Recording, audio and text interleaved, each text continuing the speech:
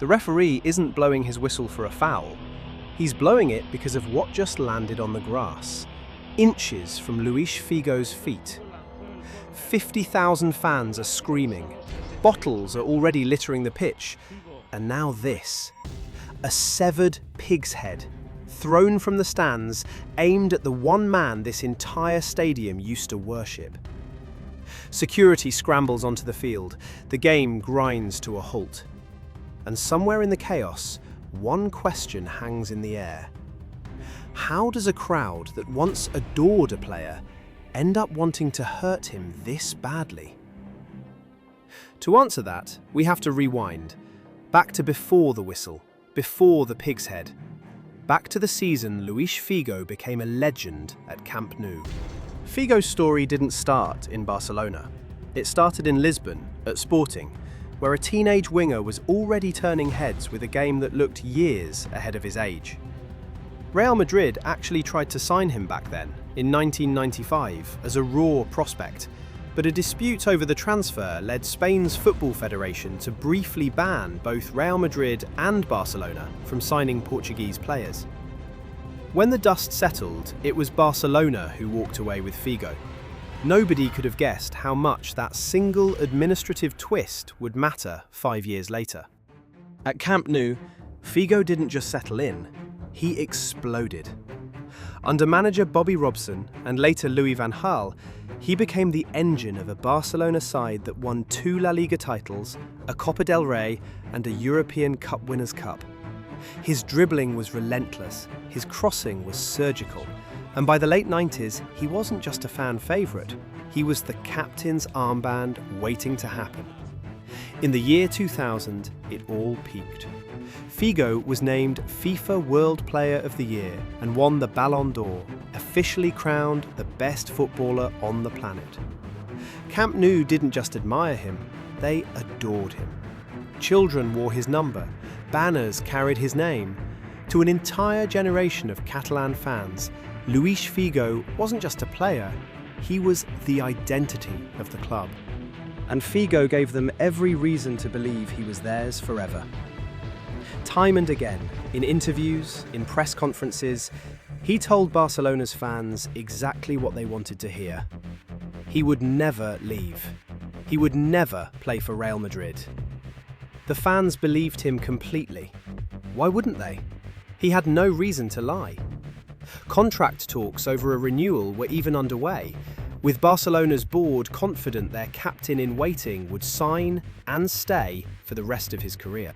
Except, 300 miles away in Madrid, a businessman named Florentino Perez was running for the presidency of Real Madrid, and he needed something extraordinary to win.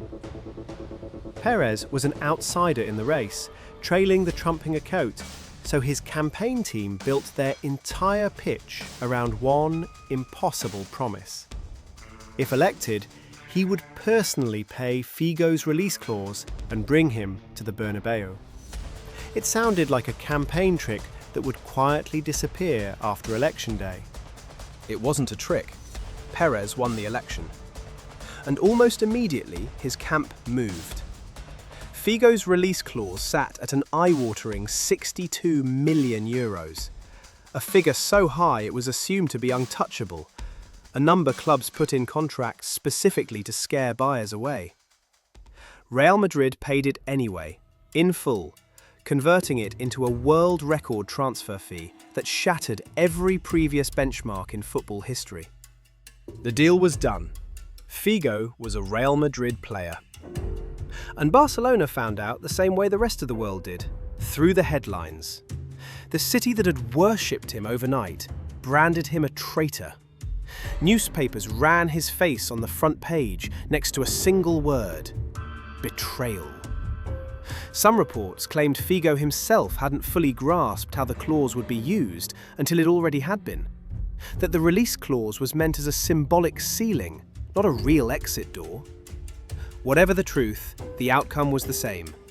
The idol had become the enemy overnight, and there was no walking that back. 4 months later, Figo had to go back.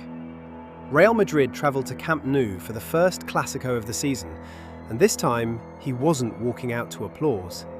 He was walking out to 90,000 people screaming his name, not in celebration, but in fury. Whistles drowned out the stadium announcer before kickoff even began. Coins rained down onto the pitch every time he touched the ball.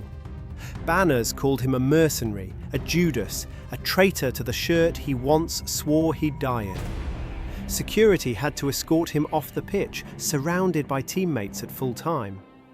It was hostile, it was deeply personal, and it was only the beginning. Because Barcelona's fans weren't going to let this go. Not that year, not the year after. Which brings us back to where we started. Figo returns to Camp Nou again in November 2002, and the atmosphere is even more poisonous than before. This time, it isn't just whistles and coins. At one point, someone throws a full bottle of whiskey. And then, as Figo prepares to take that corner kick in the second half, someone in the crowd throws a severed pig's head onto the pitch, landing just meters from where he's standing. Figo doesn't flinch outwardly.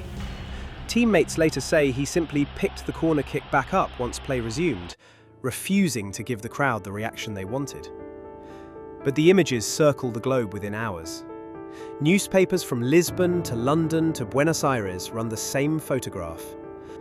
What had been a bitter transfer saga is now an international scandal, discussed on news broadcasts that have nothing to do with sport. Barcelona's own board is forced to issue an apology, distancing the club from the actions of a small number of fans. But the damage to the club's image, and to Figo's relationship with the city he once called home, is already permanent. Figo never publicly regretted the move, even years later. At Real Madrid, he won the Champions League, 2 La Liga titles, and became one of the founding faces of the Galacticos era, sharing a dressing room with Zinedine Zidane, Ronaldo, and David Beckham, in what was, at the time, the greatest collection of individual talent ever assembled on one team. On the pitch, by almost any measure, the transfer was a triumph. But no trophy ever fully erased what happened at Camp Nou. To this day, when people talk about the most explosive transfer in football history, they don't just talk about the money, or the record fee, or the Galacticos who followed in his footsteps. They talk about the pig's head. They talk about the man who broke a promise and paid for it, night after night, in front of the very fans who once loved him more than anyone else in the world. If stories like this deserve to be told, subscribe to Footnote. There's more football history waiting.